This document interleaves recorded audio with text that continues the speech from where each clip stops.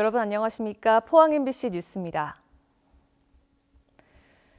오늘 오전에 비는 대부분 소강 상태에 들겠습니다. 낮부터는 구름만 많이 지나겠고 기온은 평년과 비슷하거나 높겠습니다. 안수진 기상캐스터입니다. 밤새 내리던 비는 대부분 소강 상태에 들었습니다. 오후부터는 하늘에 구름만 많이 지나는 가운데 비교적 온화한 남서풍이 불어오면서 기온은 평년과 비슷하거나 다소 높겠습니다. 동해 남부 해상에는 풍랑주의보가 발효 중인데요. 물결이 최고 4m까지 높게 일겠습니다. 바닷길 이용하시는 분들은 참고하시기 바랍니다. 오늘까지 너울에 의한 높은 물결이 방파제나 해안도로를 넘는 곳이 있겠습니다. 해안가에 계신 분들은요, 시설물 관리와 더불어 안전사고에도 유의하시기 바랍니다. 자세한 지역별 날씨 알아보겠습니다.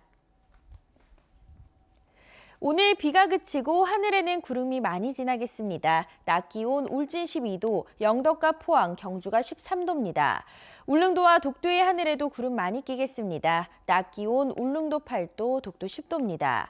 동해상으로는 비가 그치고 흐린 가운데 중부 먼바다에는 오후 한때 비가 내리겠습니다. 바다의 물결 동해 전해상에서 최고 4m까지 일겠습니다.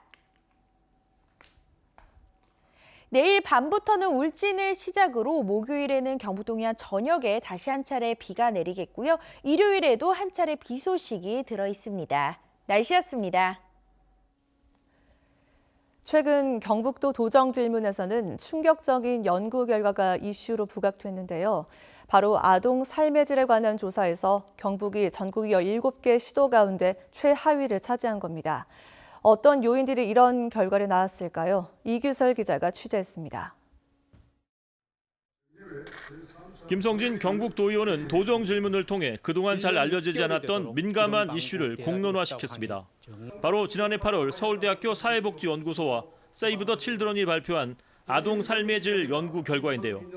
2017년 전국의 초중학생 1만여 명을 상대로 조사한 결과는 충격적입니다. 전국 17개 시도의 아동 삶의 질 종합지수를 보면 부산이 1위, 세종이 2위를 차지했고 경북은 꼴찌를 기록했습니다. 경북은 주관적인 행복감, 바람직한 인성 등 8개 평가 영역 모두에서 최하위권이었고 부산 등 상위권 시도와의 점수차는 30점 이상 크게 벌어졌습니다. 특히 연구보고서는 아동 삶의 질 지수가 그 지역의 재정 자립도와 사회복지 예산 비중, 문화예술 스포츠 관람 비율과 높은 상관관계가 있다는 연구 결과를 함께 내놓았습니다. 즉 경북의 열악한 생활 환경과 문화 환경 등이 아동 삶의 질 지수에 영향을 주었다는 분석이 가능합니다. 따라서 아동 삶의 질 종합 지수는 경상북도 300만 도민의 삶의 지수도 미루어 짐작해 볼 수 있는 것입니다. 이에 대해 경상북도는 해당 연구 보고서의 평가 지표가 도시 지역에 유리한 측면이 있기는 하지만 결과를 겸허히 받아들이고 대책을 마련하겠다는 입장입니다. 아이 키우기 좋은 그런 경북을 만들겠다고 제가 약속을 하고 했는데 이런 문제에 대해서 자성하면서 정말 철저히 어디가 문제 있는지. 아동의 삶의 질은 그 지역의 경제 여건과 사회 복지 등 주민 전체 삶의 질과 밀접한 상관관계가 있는 만큼 통합적인 접근과 대책 마련이 필요해 보입니다. MBC 뉴스 이규설입니다. 울릉군은 2,050억 원 규모의 내년도 예산안을 편성해 군의회에 제출했습니다. 이는 올해보다 355억 원이 늘어나 사상 처음으로 2,000억 원을 넘어선 규모로 도서종합개발사업비와 식수원 및 노후 상수도 정비 사업에 따른 국도비 보조금이 늘어난 데 따른 것입니다. 울릉군 의회는 예산결산특별위원회를 구성해 다음 달 20일까지 내년도 예산안을 처리할 예정입니다. 포항시 의회는 어제 2차 본회의에서 안건을 의결하고 제266회 임시회를 폐회했습니다. 이번 임시회에서는 백강훈 의원이 발의한 공항 활성화를 위한 재정 지원 조례 일부 개정안과 이준영 의원이 발의한 순환구호 참여자 지원 조례 일부 개정안 등 24건을 처리했고 정책 실명제와 박물관 유물 수집 및 관리 조례안 등은 현실을 감안해 재검토하기로 했습니다. 주해남 의원은 5분 자유 발언을 통해 오토바이를 이용한 불법 전단지 배포 단속과 수거보상제 활성화 방안 마련을 촉구했습니다. 경상북도 산하 출연기관들이 규정을 어기고 예산을 방만하게 사용하다 적발되는 일이 잇따르고 있습니다. 관리 감독해야 할 경상북도의 책임이 큽니다. 이상원 기자가 보도합니다. 경상북도 경제진흥원은 지난해 정규직 직원에게 성과급을 지급하면서 개인별 근무 실적이 아닌 직급별로 나눠먹기식 배분을 하다 감사에 적발됐습니다. 정부가 오래전부터 이런 잘못된 관행을 시정하라고 지침을 내렸지만 소용이 없었습니다.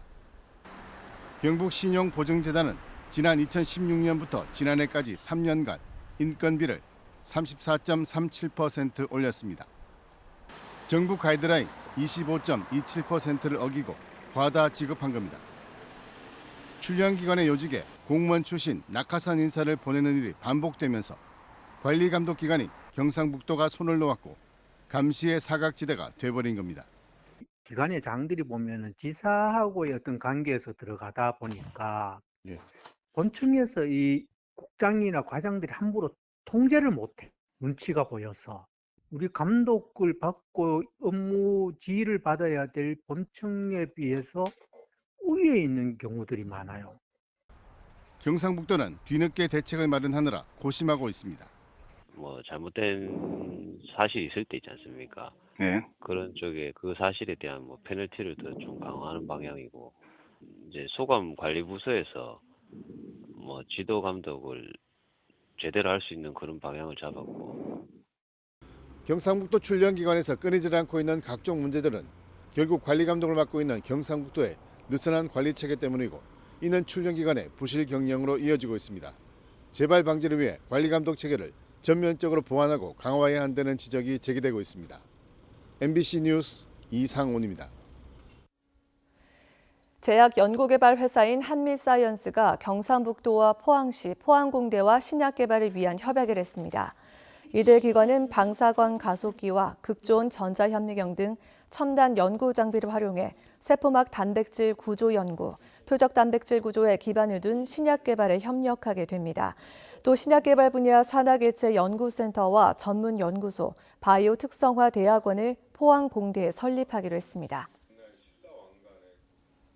포항시 장량동의 교통난을 해소하기 위해 영일만대로와 영일만사 일반 산업단지를 잇는 곡강 IC가 어제 임시 개통됐습니다.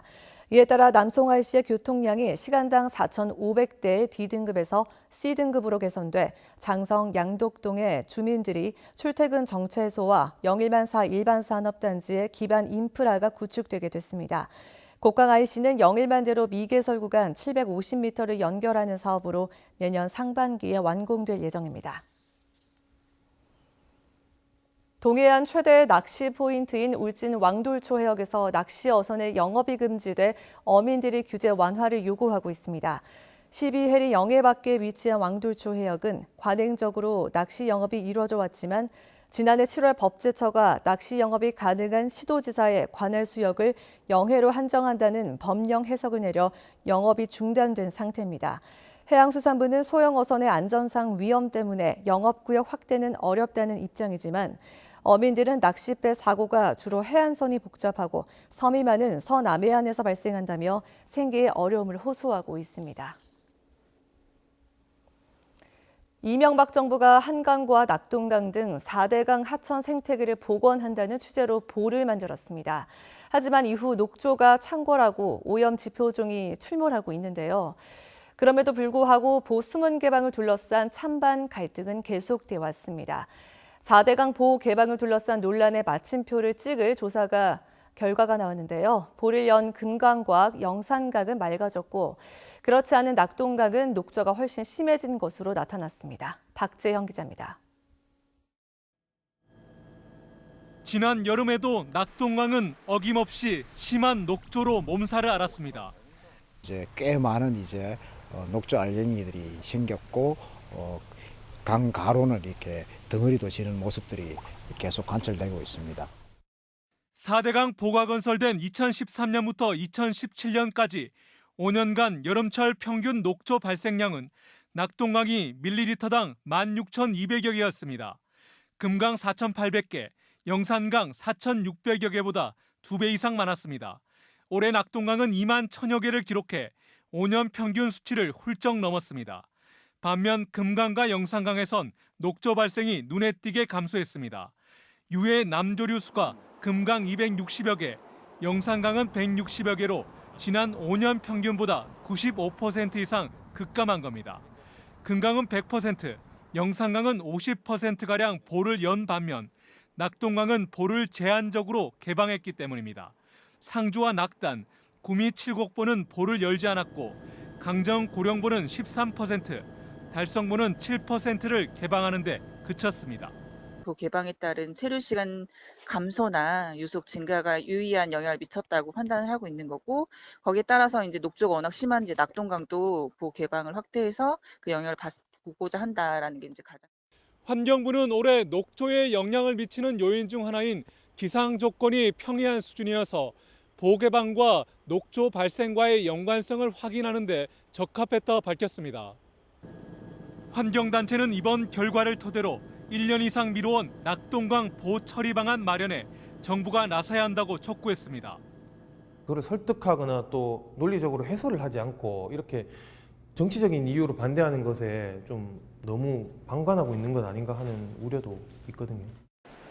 보를 활짝 열면 열수록 강이 살아난다는 사실이 밝혀진 만큼 낙동강 보를 열라는 요구가 더 설득력을 얻을 것으로 보입니다. MBC 뉴스 박재영입니다. 경북노사민정협의회는 어제 도청에서 경북형 일자리 창출을 위한 실천과제를 담은 상생협약서를 발표했습니다. 협약서에서 노는 노사 분규를 최소화, 사는 투자와 지역 인력 우선 고용, 정은 전문 인력 양성을 위한 대학 관련 학과 신설 등 행재정적 지원 등의 내용을 담고 있습니다. 노사민정협의회는 경북도와 한국노총 경북본부, 경북경영자총협회, 대구지방고용노동청, 기업 등이 참여하고 있습니다. 경상북도는 어제 아시아문화위원회와 문화협력을 위한 양해각서를 맺고 문화예술, 인문학 분야에서 협력을 강화하기로 했습니다. 특히 경상북도는 유물보존 노하우를 아시아문화위원회에 제공해 캄보디아 앙코르 유물보존센터 보수사업 추진에 나설 계획입니다. 아시아문화위원회는 아시아 지역 52개국이 참여하고 있는 문화교류단체로 본부는 캄보디아 프놈펜에 있습니다. 택배 노동자들로 구성한 전국 택배 연대노조 대경지부와 공공운수노조 대경지부는 어제 자유한국당 대구시당 앞에서 집회를 열어 택배 노동자 보호와 소비자 편의를 위해 생활물류서비스법을 만들라고 요구했습니다. 택배노조는 생활물류서비스법은 근로기준법과 노동법의 보호를 받지 못하는 택배 노동자를 보호할 최소한의 법안이지만 대기업을 대변하는 자유한국당의 반대로 법안이 통과되지 못하고 있다고 주장했습니다. 스마트 시대에 맞게 농촌의 마을 방송 풍경도 바뀌고 있습니다. 마을 이장이 휴대전화로 전화하듯 언제 어디서든 소식을 알릴 수 있는 시스템이 청송군에서 구축돼 시범 운영에 들어갔습니다. 엄지원 기자입니다. 강원도산 찰옥수수 종자 신청을 받고 있습니다. 찰옥수수 종자를 익숙한 멘트가 확성기를 타고 마을 곳곳에 울려 퍼집니다. 농촌 마을의 크고 작은 소식을 전했던 추억의 마을 방송이 달라지고 있습니다. 마을 이장 임기성 씨가 방송을 하는 곳은 마을 회관이 아닌 사과 저장 창고 한켠입니다. 스마트 방송 시스템 덕에 휴대전화만 있으면 일하다가도 어디서든 급한 소식을 전할 수 있게 됐습니다. 이장이 휴대전화 애플리케이션에 접속해 공지사항을 녹음하면 주민의 휴대전화나 집 유선전화로 음성과 문자가 실시간 전달되고 반복 재생도 가능합니다. 연락받지 않은 주민 명단은 이장에게 통보돼 소식을 놓칠 일도 거의 없어졌습니다. 전에는 방송하려면은 마을 회관까지 직접 가서 방송하고 했는데 바쁘거나 밟는 시간도 힘들고 이랬었는데 요즘은 쉽죠. 일하다가도 이렇게 바로 방송할 수 있고 하니까 많이 편리해졌죠. 청송군은 김천에 이어 경북에서 두 번째로 136개 모든 마을에 이 시스템을 구축했습니다. 구축에 든 예산은 2억 8천만 원, 기존의 마을 방송 구축 유지 비용의 10분의 1에 불과합니다. 청송군은 재난 방송에도 활용할 계획입니다. 마을 방송은 울림 현상으로 인하여 전달력이 떨어지는 반면 스마트폰은 보편화되면서 주민들과 이장님들의 편의와 빠르고 정확한 행정 정보를 제공 위해 스마트 마을 방송 시스템을 도입하게 되었습니다. 시대의 변화에 따른 스마트 마을 방송 시스템이 주민을 더 가깝고 빠르게 이어주고 있습니다. MBC 뉴스 엄지연입니다.